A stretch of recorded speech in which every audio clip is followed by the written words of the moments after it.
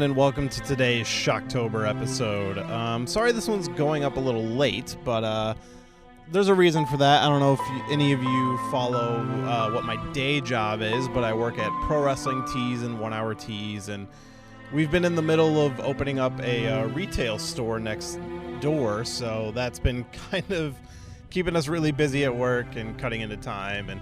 But the real reason that this one is going up late is because this is actually going to be a two-parter. It's kind of coinciding with today's episode and tomorrow's episode. I know coinciding doesn't really make sense, but, you know, that's the word I chose for some reason. But today's movie is going to be one that I've actually been wanting to watch for a while. I don't remember when it came out. Maybe 2014, 15, somewhere around there. But that movie is a little film. It's the 6th film in a franchise, and that movie was called Curse of Chucky. And this movie was like a straight-to-DVD, VOD, Netflix movie. Now, I am a huge fan of the first Child's Play movie, which is, you know, the first Chucky movie. I love it. I think it's an amazing horror film. I think there's one scene in that movie, I think if you take it out, could make it one of the greatest horror movies of all time, because it kind of kills its twist of him, you know, the doll being alive. When they have the whole scene where he goes and meets his voodoo guy in the middle of the movie. If you take that scene out and the actual reveal of him being alive, where he starts flipping out and cussing at the woman, that leads into, you know, the final act of them fighting this evil serial killer doll. I think that would have made it like an amazing movie and an amazing reveal, because then the whole idea would be like, oh, is this kid crazy? You know, blah, blah, blah. And then you actually find out that no, the doll's been alive the whole time. But, you know, that movie is what it is, and I think it's great. The first three, I think, are all pretty great. And I actually like Bride of Chucky, but Bride of Chucky is definitely like, this is kind of grown territory. And then they did Seed of Chucky, which I didn't even bother seeing. And then we just didn't hear from the franchise for a long time. I don't know when Seed of Chucky came out. Could have been 2002 or 2012, I mean, somewhere around there. I honestly don't know. I didn't see it. I just kind of completely ignored it. But Curse of Chucky, you know, it dropped, and I was like, oh, man, they're, like, still making these, and it's not even in theaters. This has got to be garbage. And then I started hearing a lot of people's opinions on it of, like, no, this movie is actually, like, really good. It's kind of a hidden gem. You should check it out. So it's like, all right, you know, this is the perfect time to check it out, as this year's Shocktober has kind of been dedicated to what are the horror movies I've always wanted to see and just never have, so now's the time to check them out.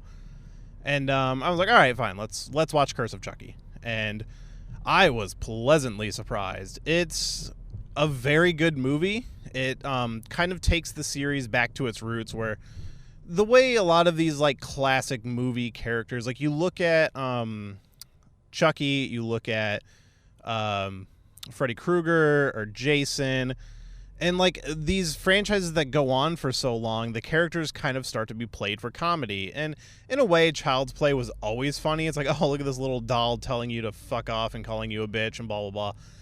But those first movies are still played fairly seriously with the horror. It wasn't until Bride of Chucky where they really just like, hey, fuck it, this movie's ridiculous.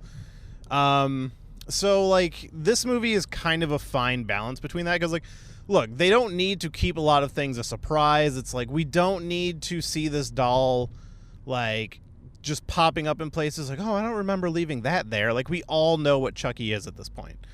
But you could definitely watch this movie as your first movie, like, Chucky movie, and still be interested and, like, follow along. And in a way, it is touching on it's not a prequel, but it does touch on the story before the first movie, like what happened that led him up to the first movie, and all that stuff's really great. Like, I love that there's a reason for him to be, because the movie just starts with the Chucky doll is sent to a family, and you're just like, why? Like, what is the purpose? And it's a mom and a paraplegic daughter, and we don't really know what's going on, why is he here, blah, blah, blah. It just seems like, okay, you know, he was sent to this family, and he's just going to kill people because he's Chucky, and that's what he does. But as the movie goes on, you learn, and as the movie goes on, it's like a slow build to him killing people, and of course a little girl knows that he's alive, and nobody really believes her, and then he starts killing people one by one, and it's all kind of intertwined with this family drama. And I realized I didn't read the synopsis for this, so I'm going to read it right now. It says, out for revenge, Chucky, the killer doll, infiltrates the family of a woman, her sister, and her young niece. Yeah, so it's seeing a family. So the movie opens with the daughter and the mother receiving Chucky, and then that night the mother mysteriously dies. Like it seems like she kills herself. It's implied that the mother is very sick, like she has some, like maybe a brain disease, like Alzheimer's or something. And so everyone just assumes that, you know, she killed herself. And now it's kind of like, oh, what do we do with the paraplegic daughter? You know, she needs someone to take care of her, but she's like, no, I'm fine. And the family is kind of there, like, after the funeral and, you know, kind of just, you know, visiting, making arrangements and blah, blah, blah. And that's when Chucky kind of just starts wreaking havoc, mostly because he can. Like, he's killing these people because he can. But the movie, like, even though you know the story of Chucky, it's still played like you kind of wouldn't know. Like I said, a newcomer could come to this and kind of wonder what's going on. And when you actually see him move and talk for the first time, they still make a moment out of it. And his first kill is really well done and really cool. And while it does play more like a horror film and like the tone is very dark, you still have Chucky, you know, saying ridiculous things and, you know, kind of just being this fucking asshole. And that's something we'll talk about in the next episode as well. If you haven't figured out what that is yet, then come on, just Google a little bit. But I really like this movie. Like, I think it's really good. They do a really good job of, like, the doll animatronics and stuff still are really good. There's one really rough, like, CG moment where they show him walking down the stairs, and it's like the CG is so bad it almost looks like claymation. But one thing we do get is Brad Dourif, who plays Chucky, like, as an actor again in the movie, because they show a flashback, like, showing the origin of, like, so now we're going to start getting into spoiler territory. If you don't want to know anything about the movie, this is where you would check out. But basically, the idea is he was friends with this family back when he was a human, and then he started to, like, kind of murder them for whatever reason. And he actually stabbed the pregnant mother in the womb, and that is why the daughter is paraplegic. Like, he's the reason she's in a wheelchair. She was born that way because of being stabbed while in the womb.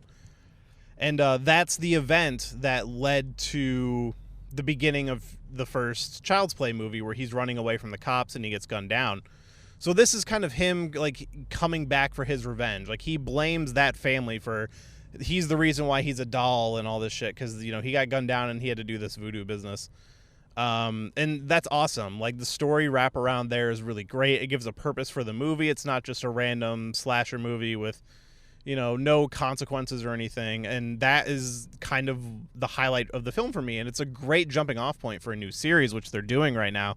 And I should point out that the wheelchair girl is played by Brad Dourif's daughter, his real life daughter, and she looks a lot like him. And that there's good reasons for that for the next movie, which we'll get there. But everybody's really good in the movie, like, acting wise. And, you know, Brad Dourif, he's been doing this character forever, and he's still super great, super funny as Chucky.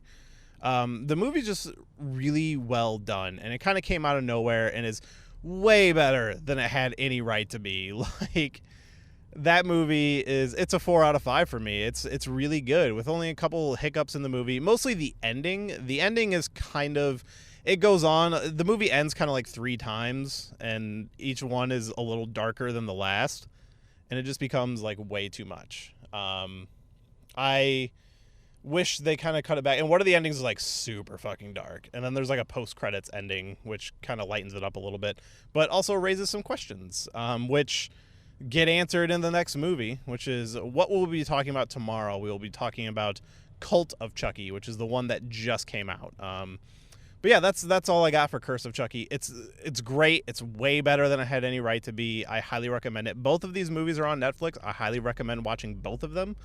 But we'll talk about the next one tomorrow with our next Shocktober episode.